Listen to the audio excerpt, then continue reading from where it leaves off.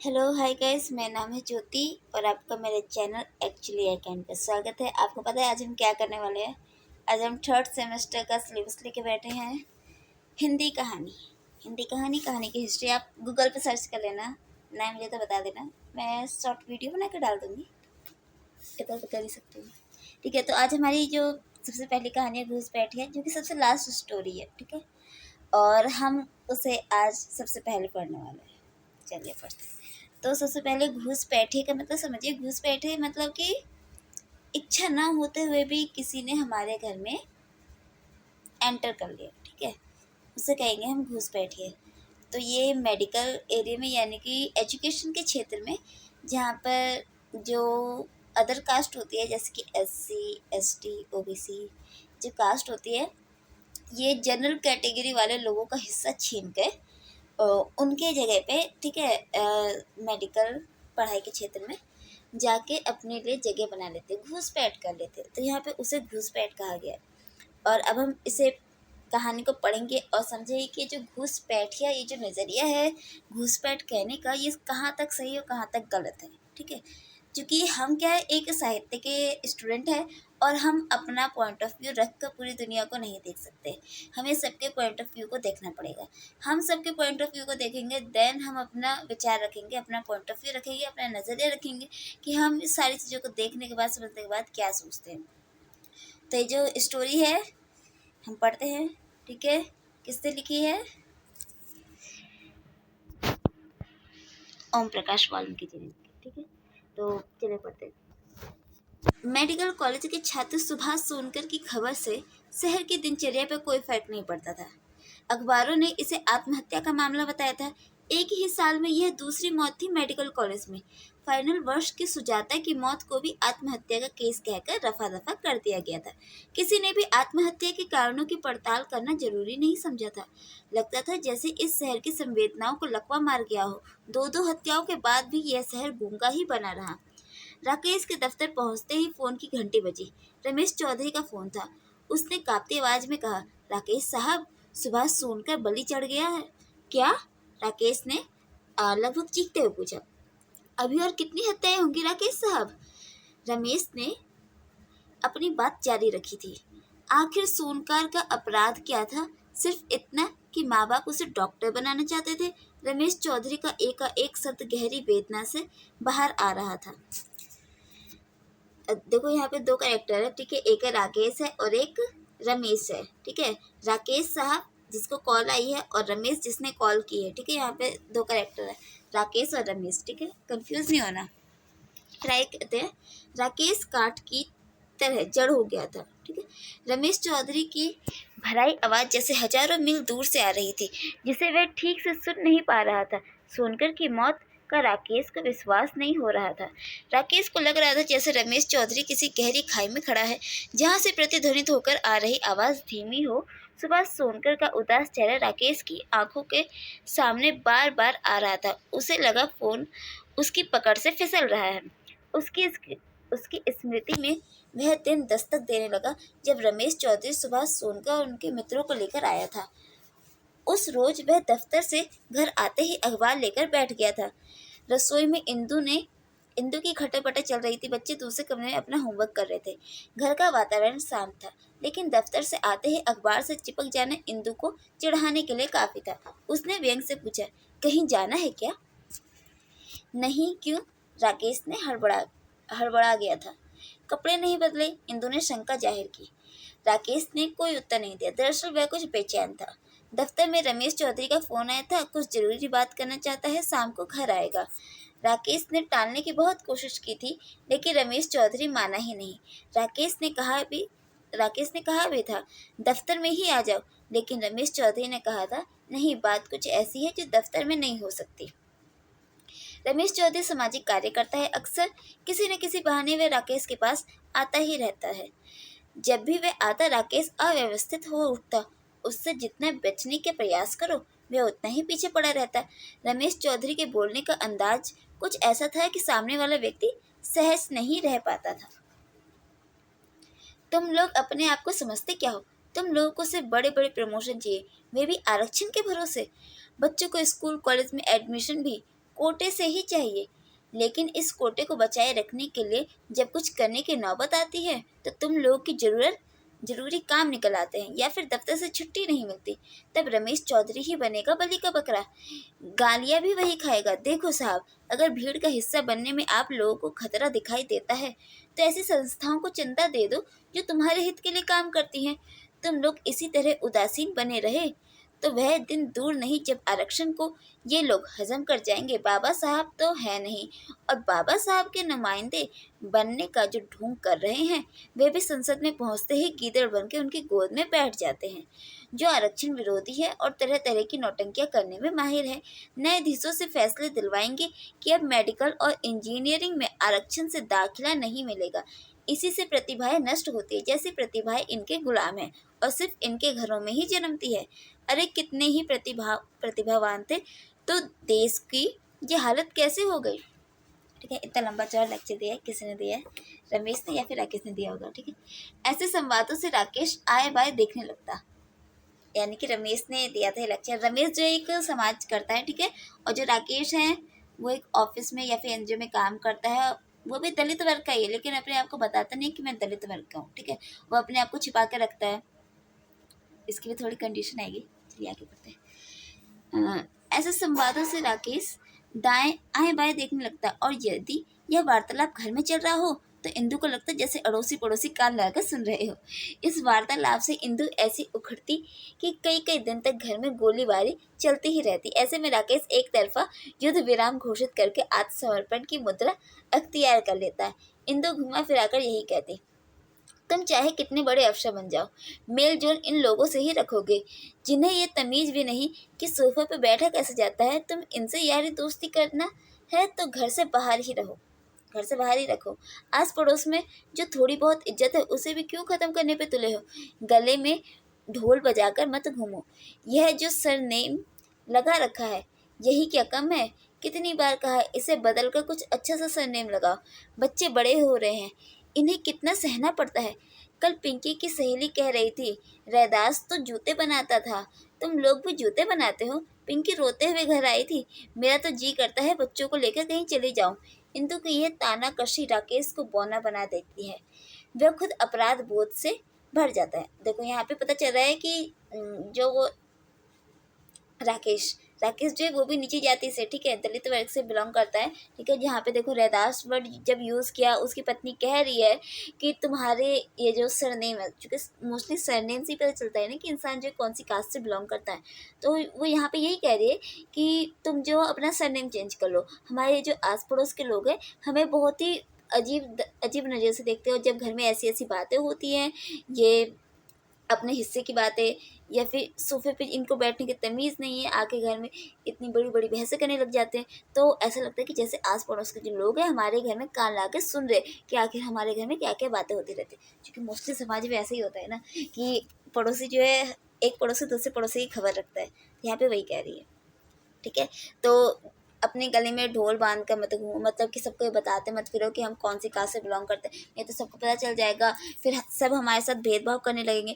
तो उसके दिमाग में यही बात आती है। और वो ये भी कहते हैं कि हमारे जो बच्चे हैं बड़े हो रहे, कुछ तो सोचो कि हमारे बच्चे को कितना सहना पड़ता है। ठीक है, तो कास्ट जो है अभी के टाइम में उतनी नहीं, लेकिन फिर भी हैगी, जहाँ तक आप देखोगे ना, नहीं है फिर भी बहुत ज़्यादा है। तो यहाँ पे वही गए। ठीक है, तो उसे राकेश को भी आत्म अपराध सा उसे ऐसा फील होता है कि जैसे मैं कोई बहुत ही बड़ा अपराध कर रहा, या फिर मैंने भी शायद से बहुत गलत किया है। फिर वो अफसर का भी ताने देती, चाहे तुम जितने ही बड़े अफसर बन जाओ, कुछ लेना देना नहीं है, कोई फर्क नहीं पड़ता, तुम्हें रहना तो इसी समाज में है ना। समझ में आया होगा थोड़ा बहुत। चलिए आगे पढ़ते हैं। बस अखबार खोलकर बैठ जाता है।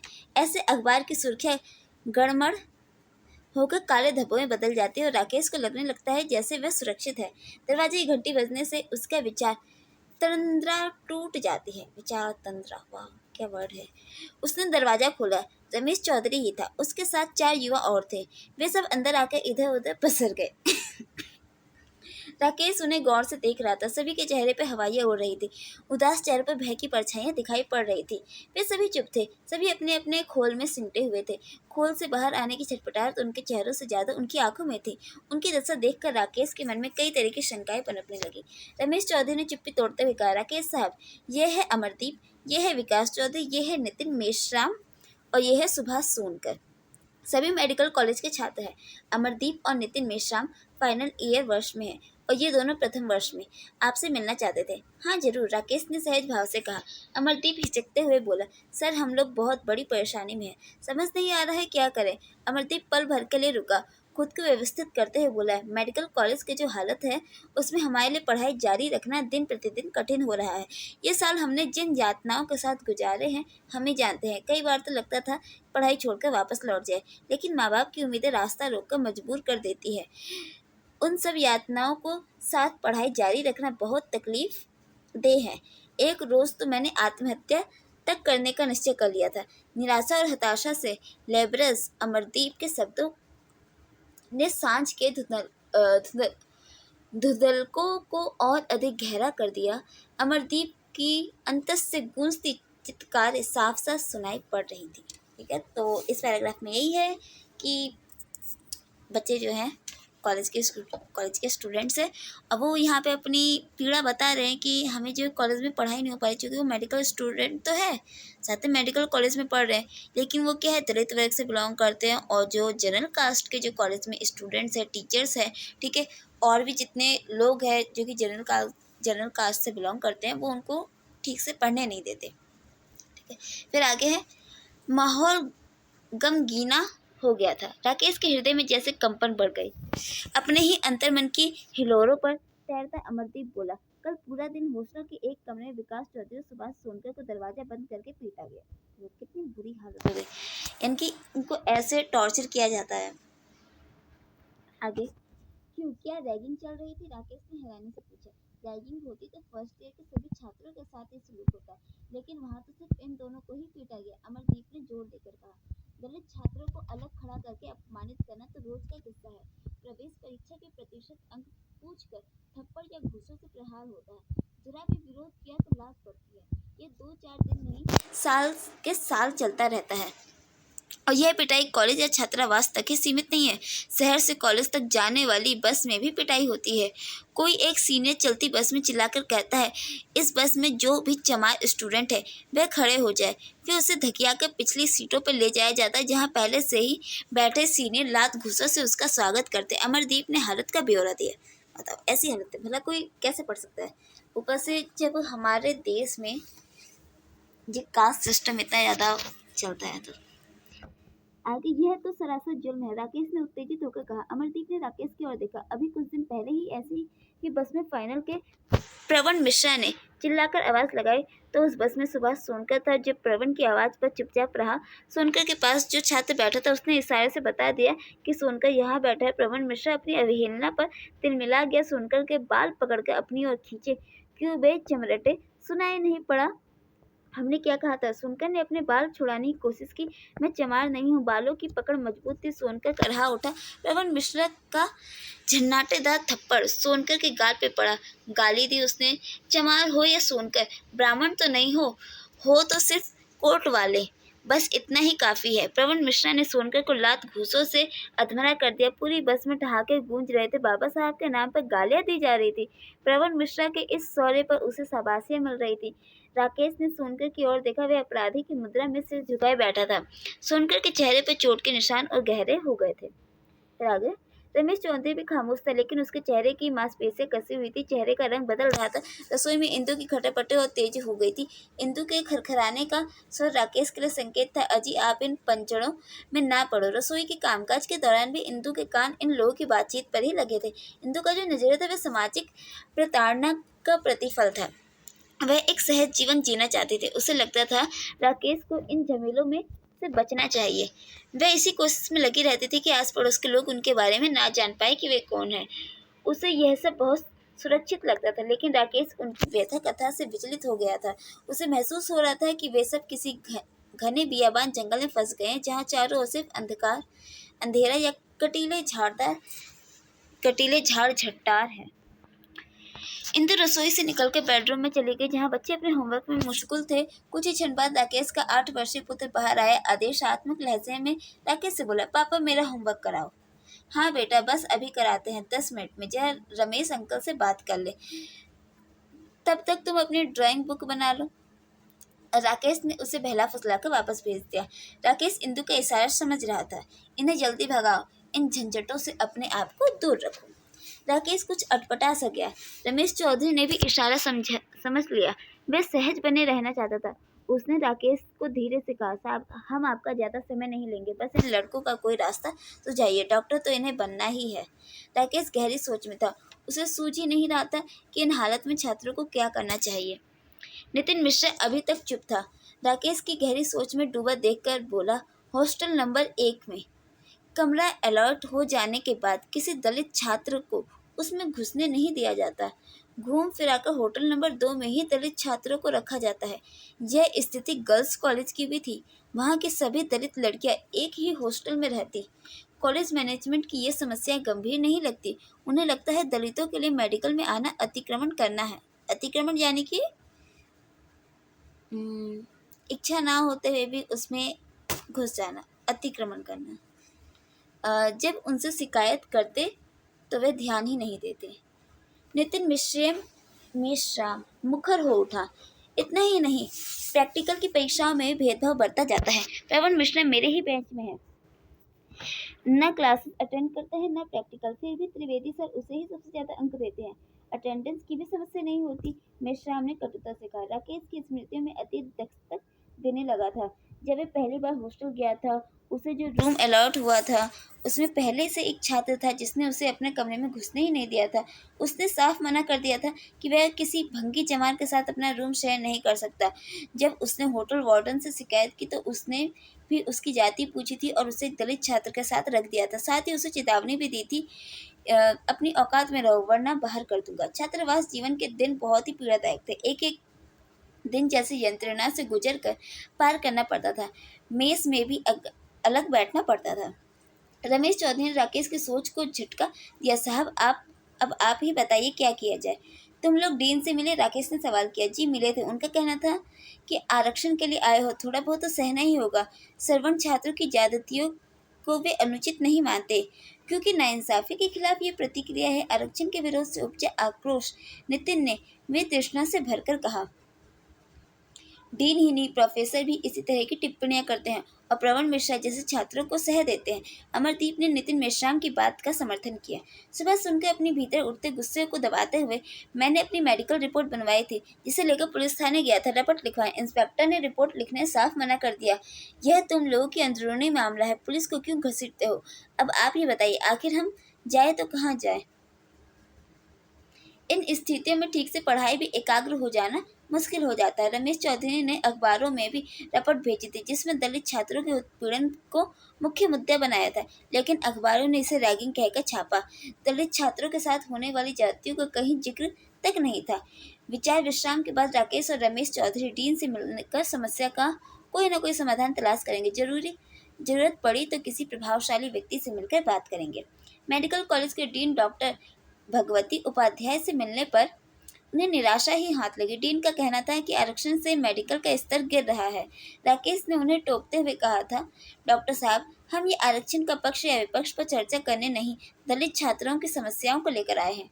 डीन उनकी कोई भी सुने बगैर आरक्षण से होने वाले नुकसान पर ही बोल रहे थे। उनकी धारणा थी कि कम योग्यता वाले जब सरकारी हस्तक्षेप से मेडिकल जैसे संस्थान में घुसपैठ करेंगे तो हालत तो दिन प्रतिदिन खराब होगी ही। उन छात्रों का क्या दोष जो अच्छे अंक लेकर पास हुए हैं? राकेश बहस से बचना चाह रहा था। डॉक्टर साहब आरक्षण पर हम लोग फिर कभी चर्चा करेंगे, अभी तो उन हालत का कोई समाधान निकालिए जिनकी हमने चर्चा की है। दलित छात्रों का उत्पीड़न रोकिए। देखिए छोटी मोटी घटनाओं को इतना तूल मत दे। दलित उत्पीड़न जैसे मेरा कॉलेज में कुछ नहीं है और मैं इन वाहियात चीज़ों को नहीं मानता। हमारे घर में तो भंगिन को भी अम्मा कहा जाता है। डीन जैसे अपने आप से बाहर ही नहीं निकल रहे थे। राकेश और रमेश चौधरी बौखलाकर उठ गए। दलित छात्रों का मेडिकल में आना डीन की दृष्टि में घुसपैठ थी। रमेश चौधरी ने स्वयं को बहुत मुश्किल से काबू में रखा था, शायद राकेश के कारण। कई दिन वे दोनों अनेक गणमान्य लोगों से मिले, लेकिन सभी जगह उन्हें निराशा ही हाथ लगी। अनेक दलित अधिकारियों के पास वे गए, उनका रवैया भी निराशाजनक ही था। वे कोई जोखिम नहीं उठाना चाहते थे। उनका कहना था मामले उठाने से दलित छात्रों को नुकसान होगा। 10-15 दिन के अथक प्रयासों के बाद भी कोई सुगबुगाहट वे पैदा करने में असफल रहे थे। निराश होकर रमेश चौधरी ने कहा था, राकेश साहब, अब तो आपने खुद ही देख लिया, मैं इन लोगों से क्यों कड़वी बात करता हूँ। राकेश भी अधिकारी था, लेकिन वह छात्रों की मदद करना चाहता था। सामाजिक उत्तरदायित्व समझकर सरकारी अफसर ऐसे कामों से बचने की कोशिश करते हैं। उन्हें डर था कहीं इन हादसों के छींटे में वे भीग न जाए। उन्हें दलित होने का भय हर वक्त सालता था। रमेश ने जुलूस निकालने की योजना बना ली। तारीख भी तय हो गई, लेकिन अचानक सुबह सुनकर कि आत्महत्या ने सब कुछ बदल दिया था। सबसे ज्यादा सदमा पहुंचा था रमेश चौधरी को। इस खबर से वह गुस्से से बिफर पड़ा था। राकेश को जब उसने सुनकर कि आत्महत्या का समाचार दिया, उस वक्त वह अपने आपे से बाहर था। सोनकर की पहली परीक्षा में फेल कर दिया गया था, क्योंकि उसने प्रवीण मिश्रा के खिलाफ पुलिस में नामजद रपट लिखाने का दुस्साहस किया था। डीन और अन्य प्रोफेसरों तक शिकायत पहुंचाने की हिमायत की थी, यह भूलकर कि वह चक्रव्यूह में अकेला फंस गया है, जहां से बाहर आने के लिए उसे कौरवों की कई अक्षौणी सेना और अनेक महारथियों से टकराना पड़ेगा। प्रतिफल का व्यू भेद कर सोनकर बाहर नहीं आ पाया था। कई महारथियों ने निहत्थे सोनकर की हत्या कर दी थी, जिसे आत्महत्या कहकर प्रचारित किया गया था। रमेश चौधरी से फोन पर यह समाचार पाकर राकेश भी गहरे अवसाद से भर गया था। उसे विश्वास ही नहीं हो रहा था कि इतना कुशाग्र बुद्धि का सोनकर आत्महत्या कर सकता है। फोन पर रमेश की आक्रोशित आवाज सुनकर राकेश की उलझने और ज्यादा बढ़ गई। उसके कांपते हाथ में थमा फोन भी थरथरा गया था। बहुत मुश्किल से राकेश फोन कैडिल पर रख पाया था। राकेश ने स्वयं को संभालने का प्रयास किया, फिर भी उसे लग रहा था जैसे उसका हृदय डूब रहा है। वह धम से कुर्सी पे धंस गया। उसके मुंह से अस्फुट शब्द निकले, सुनकर यह क्यों किया तुमने। राकेश के मन बुरी तरह से उचट गया था। दफ्तर के काम में भी उसका मन नहीं लग रहा था। वह दफ्तर से उठकर जाने ही वाला था, फोन की घंटी बज उठी। रमेश चौधरी का फोन था। धीर गंभीर आवाज में बोल रहा था, राकेश साहब, कल पोस्टमार्टम के बाद सोनकर की लाश का अंतिम संस्कार मेडिकल कॉलेज के मुख्य गेट पर होगा। आप में साहस हो तो पहुंच जाना। रमेश चौधरी के शब्दों में छिपी आँच को उसने महसूस कर लिया था। वह अभी तक सोनकर की मौत के सदमे से उभर नहीं पाया था कि रमेश चौधरी के इस फैसले ने उसे पेशोपेश में डाल दिया था। सोनकर का चेहरा बार बार उसकी आंखों में उतर रहा था। राकेश अपने भीतर उठने वाली बेचैनी को जितना दबाने की कोशिश कर रहा था, वह उतनी ही तीव्रता से बढ़ रही थी। वह फिर से कुर्सी पर बैठ गया। सोनकर का चेहरा उसे उद्वेलित कर रहा था। सोनकर की जद्दोजहद राकेश की अपनी पीड़ा बन गई थी। उसने एक गहरी सांस ली और झटके से उठ खड़ा हो गया था। उसने तय कर लिया था, वह सोनकर की अंतिम यात्रा में शामिल ही नहीं होगा, उसे कंधा भी देगा। ठीक है, खत्म। बहुत लेंथी हो गया। ठीक है, आपने पढ़ा समझा कि घूसपैठ, जो कि मेडिकल कॉलेज में ऐसा माना जाता है कि घूसपैठ हो गई, यानी कि उनको अधिकार नहीं, उनमें योग्यता नहीं है, लेकिन फिर वो मेडिकल कॉलेज में आ गए पढ़ने के लिए। ऐसा नजरिया रखा हुआ है लोगों ने। ठीक है, कि जो दलित वर्ग है उनके पास योग्यता नहीं है मेडिकल या फिर इंजीनियरिंग की पढ़ाई करने की, लेकिन फिर भी वो घूसपैठ करके आ जाते हैं और इसलिए वो उनके साथ अत्याचार करते हैं। लेकिन अब दलितों को यहाँ पे नजरिए देखिए कि वो भी यार इतनी मेहनत करके आते हैं, उनके पास भी ऐसा इन्वायरमेंट नहीं होता है कि वो बैठ के पढ़ सके, है ना। उनके माँ बाप उन्हें सारी सुविधाएं मुहैया नहीं करा सकते, जितनी सुविधा मुहैया करा सकते हैं वो उतना करते हैं, और वो उसी के अंदर अपने आप को एडजस्ट करके इतना तैयार कर पाते हैं कि वो मेडिकल कॉलेज का एंट्रेंस एग्जाम दे सके, और उसमें वो इतने मार्क्स तो ले ही आते हैं ना कि वो जाके उसे पढ़ सके। और इसमें देखो बाबा साहेब यानी कि डॉक्टर भीमराव अंबेडकर की भी यहाँ पे बात की जा रही है कि वो उनके क्या है, अनुयायी बन के बैठे हुए हैं। ठीक है, ऐसी बात थी यहाँ पे कि वो उनके अनुयायी बन के बैठे हुए हैं। और जब आती है जब किनकी बात आती है, जब दलितों के सपोर्ट में बात करने के लिए आती है कि उनके सपोर्ट में बात की जाए, तो ये सब बात ही नहीं करते हैं। ये सब जाके राज्यसभा लोकसभा यानी कि जब इनको इनकी सहायता, इनकी जब ज़रूरत पड़ती है, तब ये जाके कहीं छुप जाते हैं। ठीक है, तो यहाँ पे हमने यही सब पढ़ा कि दलितों की स्थिति चाहे बहुत ज़्यादा ख़राब की हुई है मेडिकल कॉलेज के एरिया में, तो यह बहुत ज़्यादा ख़राब है। चाहे आप अभी के भी टाइम पे देखो ना, तो कहीं कहीं हमें देखने को ऐसा मिलता है। ओके गाइस, आपको समझ में आ गया होगा घूसपैठिया।